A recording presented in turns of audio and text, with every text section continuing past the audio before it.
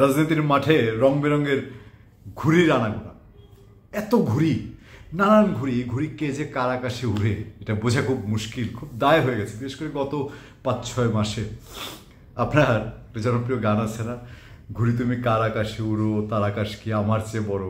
তো আওয়ামী লীগ, বিএনপি, জাতীয় পার্টি, জামাত, এই 4 দল আরেক দলের দিকে তাকিয়ে বলতে পারে, সেই দলের ছায়া যারা গেছে, যে ওই বিএনপির আকাশ কি আমার চেয়ে বড় যে তুমি ওখানে গেছো। আবার বিএনপিও বলতে পারে জামাতের আকাশ কি আমার চেয়ে বড়, সেখানে গেছো। কেন বলছি দেখেন, খবরের শেষ নাই, অন্ত নাই। আপনার মাথাও ঘুরাবে কিনা, মাথা ঘুরে কিনা দেখেন একটু মাঝে মধ্যে। আপনি যদি ডিপলি চিন্তা করেন ঘুরতেও পারে, আমার মাঝে মধ্যেই মাথা ঘুরে। কি হচ্ছে না এই দেশে। বিএনপি বলছে জামাত সব দখল করে নিয়েছে, জামাত বলছে সব দখলদারিত্ব চাঁদাবাজ বিএনপির হাতে হচ্ছে। আচ্ছা, যার ওটা তার তো কিছু ঘটে। এবার বিএনপি বলছে যে জামাতের এরা যে ঘাপটি মেরে এখানে সেখানে ছিল, ছাত্রলীগে ছিল, এখানে ছিল, সেখানে ছিল, সেইটা একটা প্রতারণা, ব্লাফ। আর জামাত বলছে যে বিএনপি নাকি আওয়ামী লীগকে প্যাট্রোনাইজ করার, আওয়ামী লীগকে পুনর্বাসনের ভেতরে কাজ করছে। কেউ হিসাব মেলানোর চেষ্টা করেন। বিএনপি এখন যেই পলিটিক্যাল চ্যালেঞ্জ, ক্রিটিক্যাল সময় যাচ্ছে, একদিকে তার প্রতিপক্ষ এখন বলতে গেলে খুব স্বঘোষিত না হলেও অনেকটা ঘোষিত, জামাতে ইসলামী, তারপরে বৈষম্যবিরোধী ছাত্র আন্দোলন, ছাত্র দলের প্রতিদ্বন্দ্বীও তারা, জাতীয় নাগরিক ঐক্য, নতুন দল যেটা হতে যাচ্ছে, সরকারেরও অনেকে কেউ পত্রপত্রিকার খবরে, আনন্দবাজারের রিপোর্ট বলছে যে সরকারে নাকি উপদেষ্টাদের মধ্যে জামাতের একটা প্রভাব রয়েছে, ফলে জামাত অনেক কিছু করতে পারছে আগের চেয়ে অনেক বেশি, এবং যে কারণে জামাতকে তারা থ্রেট মনে করছে, মানে বিএনপি জামাতকে থ্রেট মনে করছে। আবার জামাত জানে যে সারা দেশের যে সার্বিক পরিস্থিতি, বিএনপির মানুষজন যেমন ধরে নিয়েছে তারা ক্ষমতায় চলে এসছে, আদতেও সামনের নির্বাচনটা যদি ফ্রি অ্যান্ড ফেয়ার হয় তাহলে বিএনপিকে ক্ষমতায় যাওয়া আটকানো বোধ হয় খুব কঠিন। এ তো আছে। তারপর আবার দেখেন আপনার বিএনপিতে ঘাপটি মেরে আছে কিনা জামাত। আমি আপনাদেরকে একটা ছোট্ট উদাহরণ দিই। বিএনপি অনেক ক্ষেত্রে এই যে সব ভিসি তো এক দলে বদল হয়ে গেল, ব্যাংকের এমডি টেমডি, বিএনপি কি চুপ করে বসেছিল দর্শক হিসেবে? বিএনপি কিছু সুপারিশ করেছে, গুঞ্জন যেটা আছে, বিএনপি 2-4 জায়গায় সুপারিশ করেছে, বিএনপির সুপারিশ অনুযায়ী নিয়োগ হয়েছে। নিয়োগ পাওয়ার পরে দেখা গেল ওই ভিসি সাহেব হচ্ছে জামাতের লোক। বিএনপি তো তাজ্জব। আরও কাণ্ড কারখানার বাকি ছিল বোধ হয়, সেটাও দেখতে হলো এই প্রথম। সেটা হলো যে আওয়ামী লীগ নেতাকে পুলিশ ধরেছে সন্দেহভাজন হিসেবে একটা মামলায়, এবং সেই নেতাকে ছাড়ানোর জন্য জামাতের 70-80 জন গিয়ে থানায় হামলে পড়েছে তাকে উদ্ধারের জন্য। কাহিনীটাই যাচ্ছি, যারা রিপোর্ট পড়ে ফেলেছে পত্রপত্রিকায় তার বাইরেও একটু সংক্ষেপে বলবো। এরপরে দেখেন বৈষম্যবিরোধী ছাত্র আন্দোলনের লোককে হত্যার অভিযোগে আওয়ামী লীগ নেতা জাসদ নেতা অ্যারেস্ট হয়েছে। তাকে রক্ষার জন্য বৈষম্যবিরোধী ছাত্র আন্দোলনের সবাই যাচ্ছে ময়মনসিংহ। গতকাল যারা আপনাদের কন্টেন্ট দেখেছেন, গাজীপুরের কাণ্ডটা কি হয়েছে জানেন? গাজীপুরের মিস্টার শফিকুল, তিনি গাজীপুরের মির্জাপুর ইউনিয়নের সদরের মির্জাপুর ইউনিয়নের আপনার 2 নম্বর ওয়ার্ডের সাংগঠনিক সম্পাদক, আওয়ামী লীগের সাংগঠনিক সম্পাদক, তাকে পুলিশ ধরে নিয়ে গেছে। ধরে নিয়ে যাওয়ার পরে 70-80 জন জামাত নেতা গিয়ে তারা বলছেন যে তো আমাদের লোক, কি করছেন, কামটা তো এত আওয়ামী লীগ লেবাসে ছিল, সে আমাদের লোক, ছাড়েন।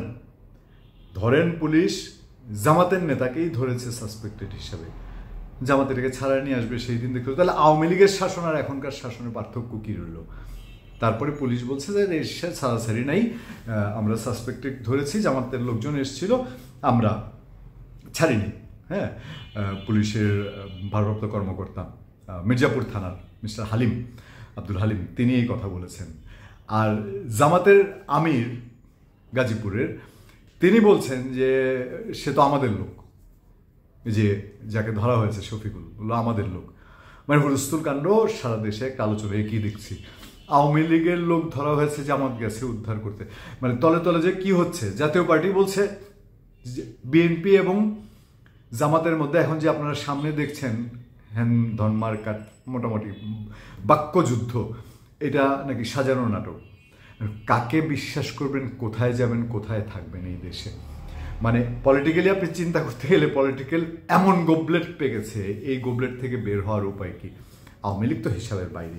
এই যে দেখেন আজকে রিপোর্ট দেখলাম যে টিউলিপ সিদ্দিকী শেখ হাসিনার বোনের মেয়ে, ব্রিটেনের এমপি, তিনবারের এমপি, জনপ্রিয় এমপি, ওমা বোনের মেয়েও নাকি কি করেছে, বোন এক ব্যবসায়ীকে সুবিধা দিয়েছিল, দুর্দিনে টাকা পয়সা দিয়ে হেল্প করেছে। বুঝেন তো ব্রিটেনের টাকা পয়সা কি জিনিস, এটা তার আপনার মতো হাজারের হিসাব হয় না।